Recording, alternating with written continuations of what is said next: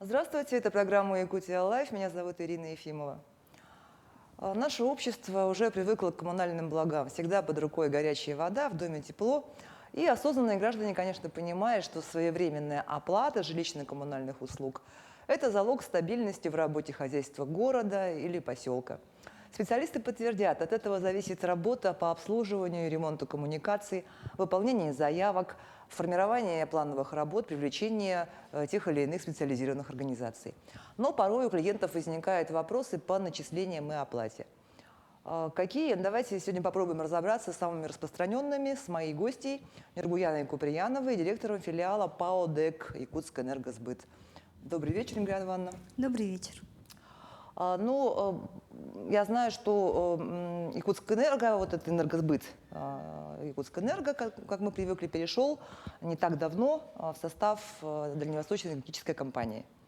В 2021 году, да? То есть, буквально, вроде бы не так уж давно. Что поменялось, да, в вашей работе, что поменялось, для нас что поменялось, чем филиал занимается? Добрый вечер, да, еще раз. В основном сбытовые функции, они остались те же. Да, а с переходом в ПАО ДЭК изменилось в части, с изменением в законодательстве, да, изменилось в части начисления, оплата, это все осталось в энергосбыте. Энергосбыт работает в штатном режиме, мы также производим начисления, также собираем за отпущенную электроэнергию, за ресурсы, поставляемые ПАО Якутскэнерго по агентскому договору, осуществляем сбор платежей. То есть это платежи не только за электроэнергию, это за тепло, за воду. За тепло, за воду. Да, гарантирующим поставщиком на территории республики является ПАО Якутскэнерго, и, соответственно, мы по агентскому договору приняли сбытовые функции. Да? Но есть изменения в части технологического присоединения, обслуживания приборов учета по частным клиентам. Это осталось за сетевой организацией. Это не только при заключении агентского договора, это вот изменения именно в законодательстве. Вот эти вопросы именно о техприсоединении, обслуживания прибора учета по частному клиенту, это функционал сетевой организации. А все остальное не изменилось. Мы также осуществляем сбор платежей по агентскому договору по иным, например, в кассах энергосбыта за фонд капитального ремонта, за водоканал мы осуществляем прием платежей, да, и здесь мы только принимаем платежи. Все по начислениям вопросы и вопросы по начислениям, перерасчету, по услугам управляющих компаний, это вопросы именно нужно задавать именно этим организациям. Мы просто в рамках сбора платежей. Это по агентскому договору. Мы работаем в прямом эфире. Задать вопрос моей гости можно, позвонив в студию по номеру 8 41 12 42 14 39 или отправить сообщение в Telegram на номер 8 914 235 05 02. А на какой территории вы работаете? Мы работаем в 21 улусе, это где на территории деятельности и где гарантирующим поставщиком является Якутскэнерго. 21 улус у нас. То есть вот где Якутскэнерго работает, там же вы можете? Да, конечно. А вы сказали газ, то есть свет, тепло, вода, а вот газ? Мы можем принимать платежи и за Сахатранснефтегаз, если у нас имеется агентский договор. Да? А так это только по сбору платежей, как я и говорила, как по управляющим компаниям, так и как по фонду капитального ремонта можем производить сбор платежей по газу. То есть можно все-таки, как раньше, через вас платить за все? Да, конечно. В одной точке. Да. А вот есть еще такая система объединенный платежный документ. Вот расскажите про нее чуть-чуть, да, потому что я, насколько знаю, вы там тоже как-то участвуете. Да. Это сервис, объединенный платежный документ, который был создан по инициативе и Министерства ЖКХ энергетики республики. В данном сервисе можно также произвести оплату онлайн, да, можно передать показания приборов учета. И это действующий сервис, объединенный платежный документ. Он работает. Да. Через этот сервис также можно произвести оплату, как можно произвести оплату через личный кабинет ПАО ДЭК, через онлайн-сервис Сбербанк онлайн, можно оплатить через Квартплату плюс. тоже можно оплатить. И удобство объединенного платежного документа — это в один клик можно оплатить по всем ресурсам. Имеется в виду, там может быть и газ, электро, все может быть вот как в Плате Плюс.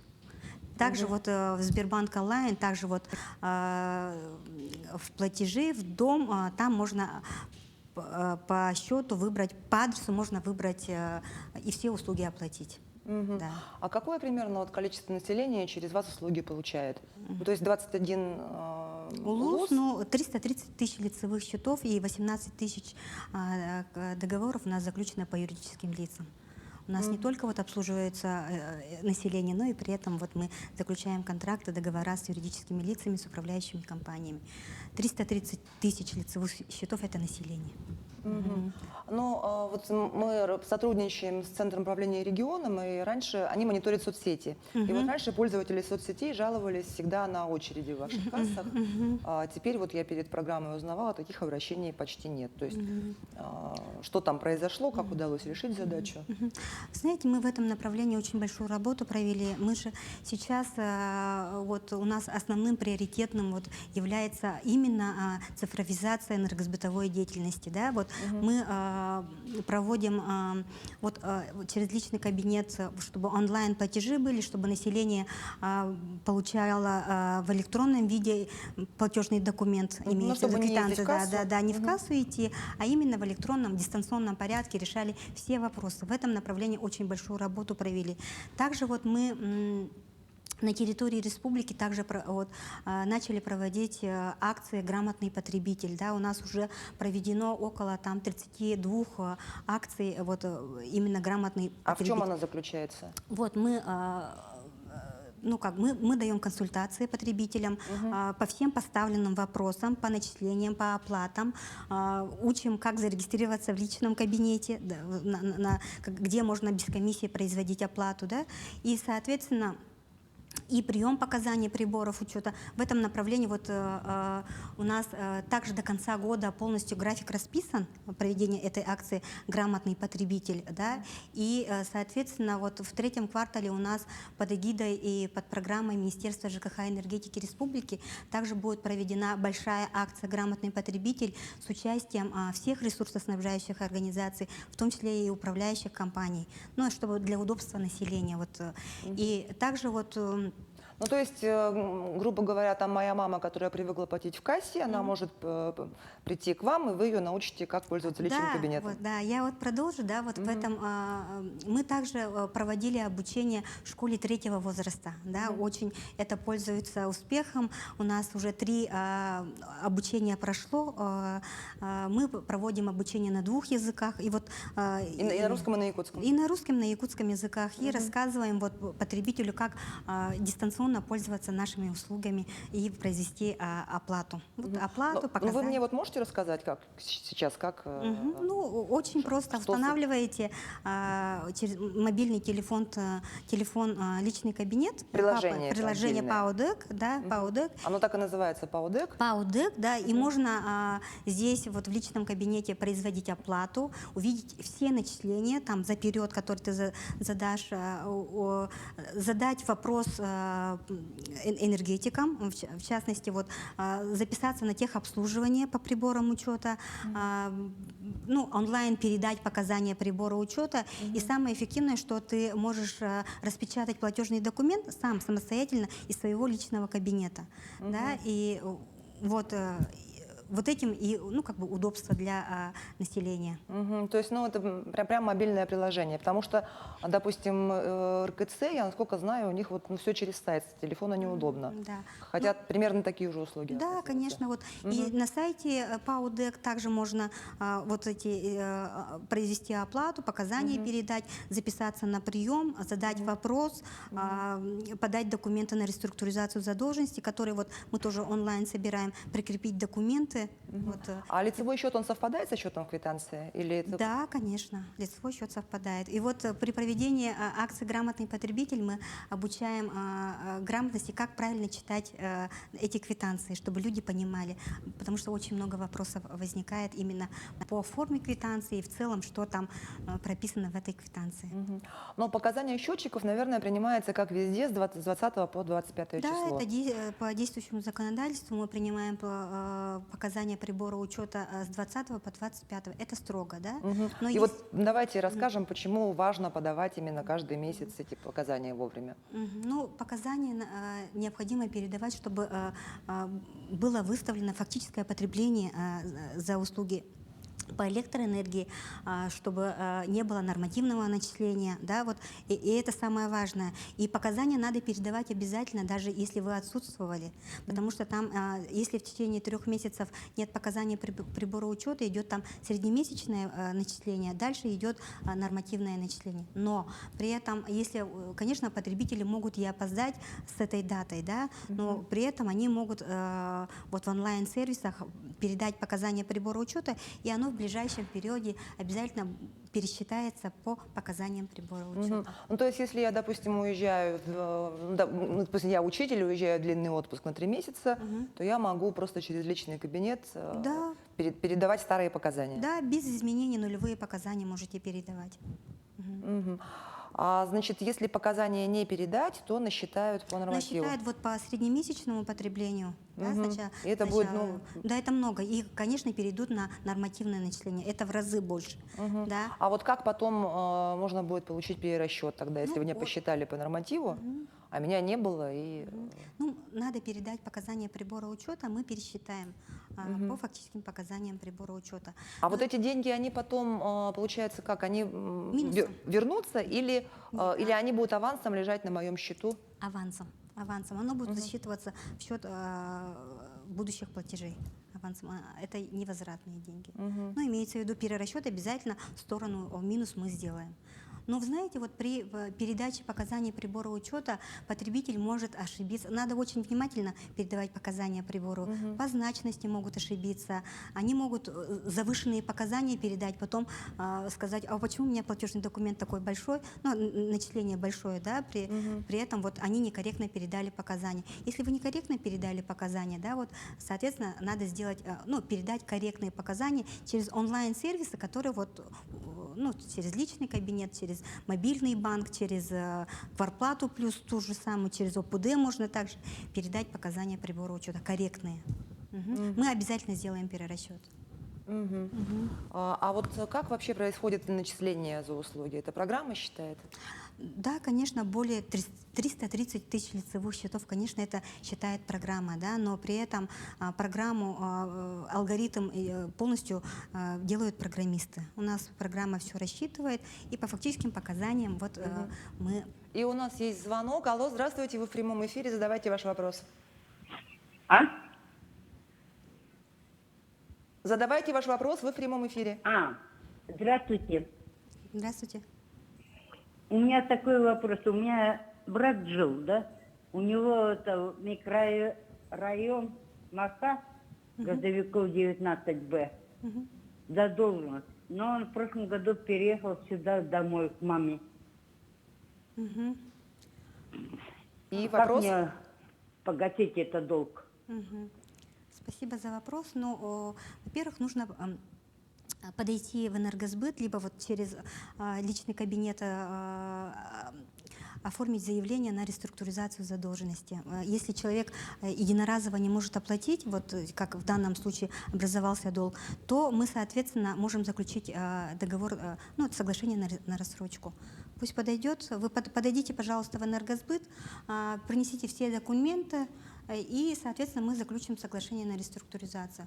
Но там есть как бы требования к заключению соглашения о Давайте их реструктуризации. озвучим, если они небольшие. Нет, они небольшие. Во-первых, необходимо там внести первоначальный взнос в размере 30%. Да? От долга. От долга, да. И потом на оставшуюся сумму мы заключаем рассрочку.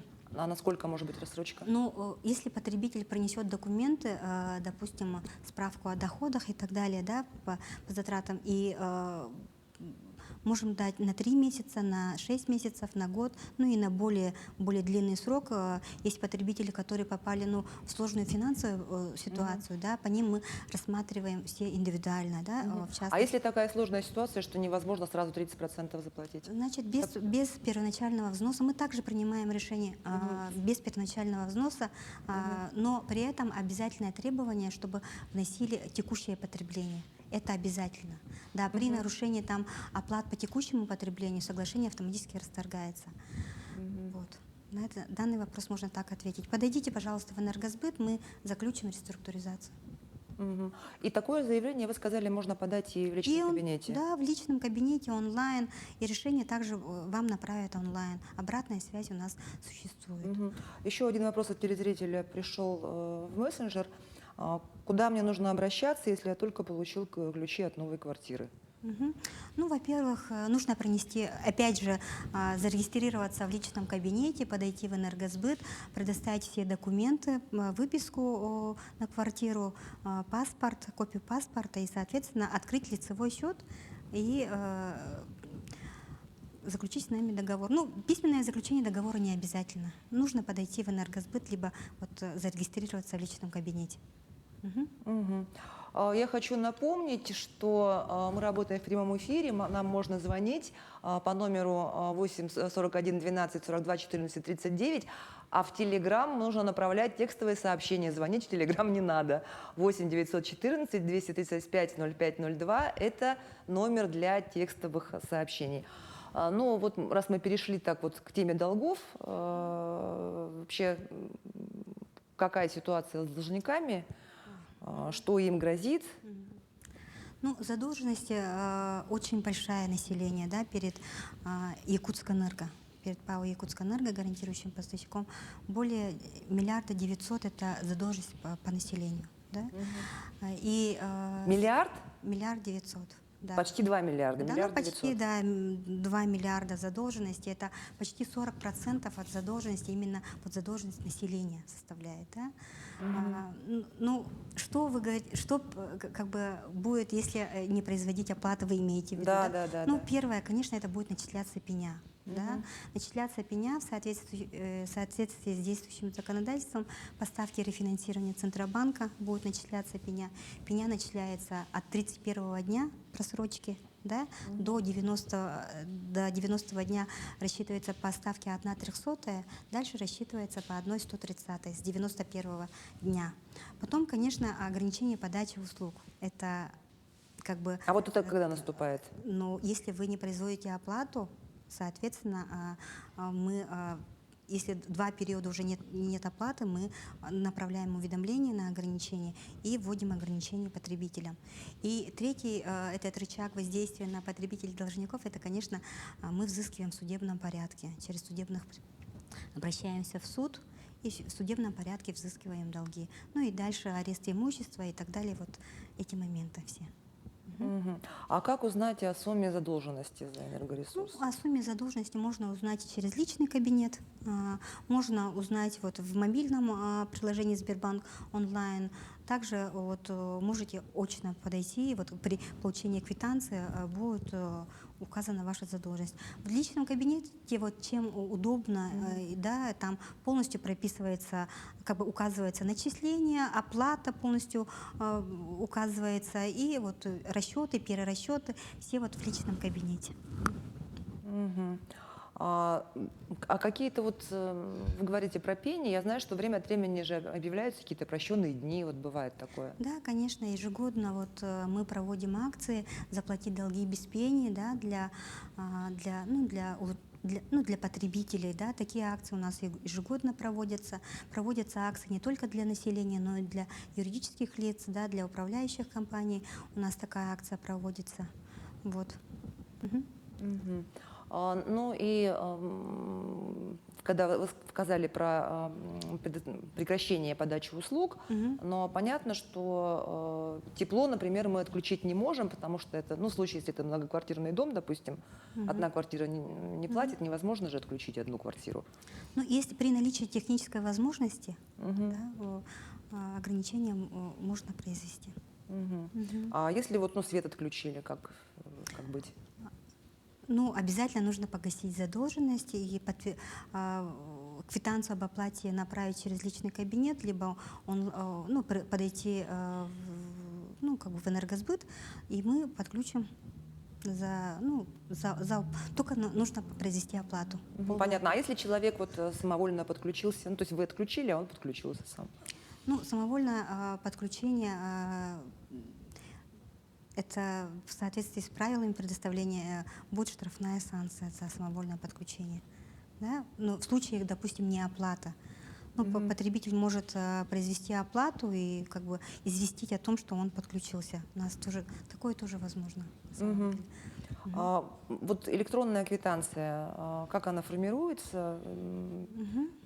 Является ли действующим документом, потому что пожилые люди зачастую не доверяют электронным чекам и так далее. Ну, это электронная квитанция, это идентичная бумажной квитанции, она просто направляется в электронном виде, да, и, соответственно, более удобнее, наверное, да, и вот имеет такую же силу документа, как вот на бумажном носителе этот платежный документ, квитанция. А вот как не допустить образования задолженности? Есть ли возможность настроить какой-то автоплатеж или напоминание какое-то? Потому что Да, бывает, что забываешь все эти Да, платежи. конечно. Но при этом население должно понимать, что в соответствии с правилами предоставления комуслуг, они в срок там, с 1 по 10 число обязаны произвести оплату за поставленные ресурсы.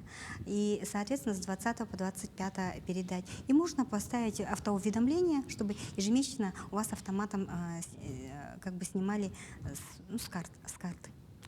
Но с другой стороны, тогда нужно обязательно вносить показания, потому что если я настрою автоплатеж конечно. и не внесу показания, то мне снимут по нормативам же, правильно? Да, сначала 3 месяца по среднему потреблению, далее, вот, если свыше 3 месяцев, будет нормативное начисление. Вот это обязательно нужно подать показания прибора учета, чтобы было фактическое именно выставление.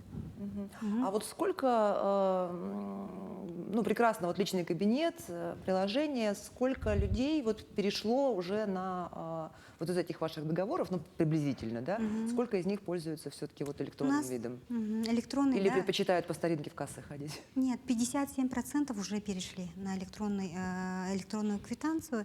И, соответственно, у нас в личном кабинете зарегистрировано около 140 тысяч лицевых счетов на самом деле. Население очень охотно идет к этому. И тем более в рамках проводимых акций люди, мы учим, как зарегистрироваться, показываем прямо, да, и люди это пользуются интересом людей. И зачем ходить в энергосбыт, если можно онлайн с любой точки мира произвести оплату.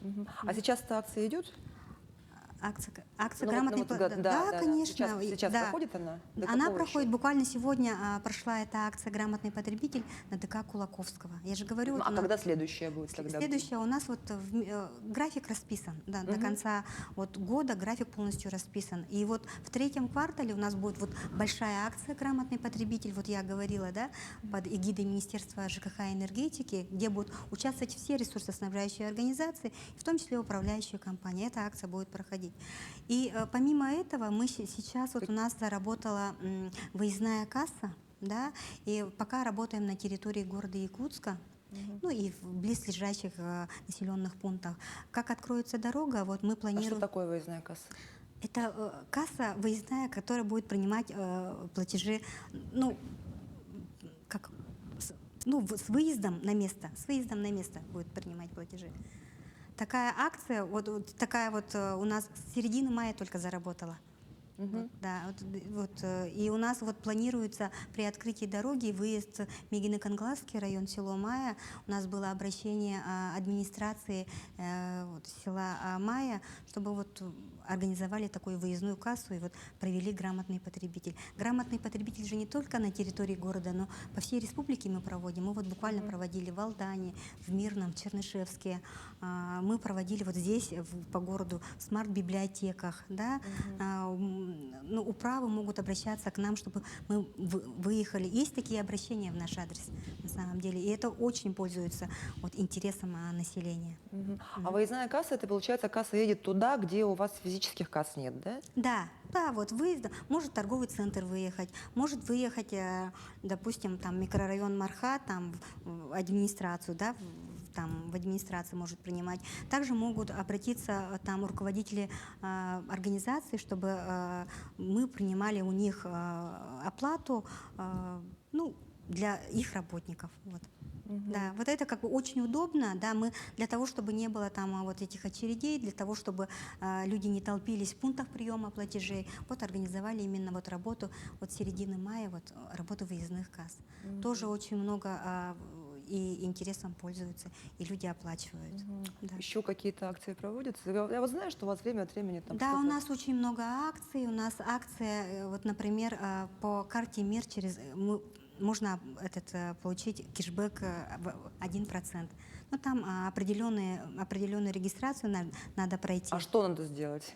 Ну, зарегистрироваться в карте карта МИР. Ну вот у меня есть, Да, допустим, карта МИР, да. И в личном кабинете произвести оплату. И вы получите кэшбэк. Просто если я 1%. буду платить в личном кабинете с этой карты, Да, то с этой карты вы получите кэшбэк в размере 1%. Мы с прошлого года вот эту акцию проводим, да, и соответственно, около там 3,5 миллионов люди получили кэшбэка на самом деле. Ну, там очень много кэшбэка получили. Из-за этого мы продлили эту акцию. Да, на самом деле очень удобная. И сейчас через личный кабинет можно произвести оплату вот через систему быстрых платежей. Так, у нас еще акция пройдет по управляющим компаниям, да, как заплатить долги без пени. И, соответственно, по тем потребителям, которые зарегистрированы в личном кабинете, также проводятся акции. Да? И к концу года, наверное, вот ко Дню энергетика, ближе к Новому году, мы проведем ежегодную акцию вот, «Заплатить долги без пени» в целом. Ну, это вот так по называемые республике. прощенные дни. Да, это прощенные дни, да. Да. А вот какие еще? Кстати, в прощенные дни все-таки работает? Как вот еще с должниками бороться? Меня просто сумма вот это вот поразила. Да, вы знаете, вот у нас целая программа мероприятий по работе с должниками есть, да, вот по ним мы работаем сначала в досудебном порядке, мы направляем СМС-уведомления, мы уведомления направляем, мы непосредственно связываемся по контактам, телефон, который у нас указан, с потребителями, выходим на связь вот, и пытаемся заключить реструктуризацию задолженности, ну и, соответственно, вот меры по ограничению, да, это самая такая, наверное, будем говорить, действенная мера. Потребители вот накапливают долги там свыше года, допустим, да, и там по тепловой энергии же очень большое начисление, да, в частности, да, и в месяц, ну, там 5-6 тысяч все равно же там за квартиру платят, и вот они наращивают, в течение года не производят оплату, и, соответственно, наращиваются долги. Вот, и по электроэнергии то же самое, не передают показания, либо, допустим, даже по фактическим показаниям люди не могут оплатить. И вот все эти вот досудебные мероприятия у нас проводятся, ну, я же говорю, вот обзвон, судебные, как бы потом уведомления и вот судебные мероприятия также. Также мы работаем со службой судебных приставов. У нас работает дорожный пристав, АПК дорожный пристав, да, соответственно, те должники, которые должны за услуги Якутскэнерго, вот у нас исполнительное производство, на которое заведено, вот тоже работаем по службе судебных приставов, со службой судебных приставов.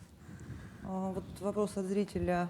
Отключили свет за неуплату, оплатил долги, но вот 700 рублей взяли за самовольное подключение, пришлось ругаться с управляющей компанией. Какие полномочия у управляющей компании, а какие у вас по отключениям? Ну, здесь, наверное, чтобы конкретно ответить на этот вопрос, необходимо знать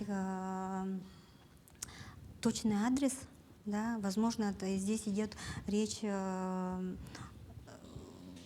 ну, как бы по взаимодействию с управляющей компанией, да, в частности.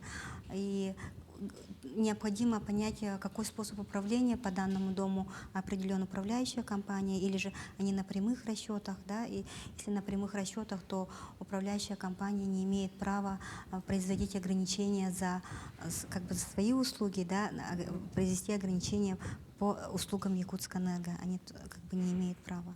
Вот. Здесь, да, надо, чтобы знать адрес. да. Необходимо обратиться конкретно с указанием адреса. То есть управляющая компания свет включить не может или может? Нет, но я же говорю, если там способ управления, и они на прямых расчетах, да, соответственно... Тогда могут. На прямых Или- расчетах с нами, да. с вами, тогда не могут. Нет, конечно, за услуги Якутскэнерго они не могут произвести ограничения. А если управляющая компания, то...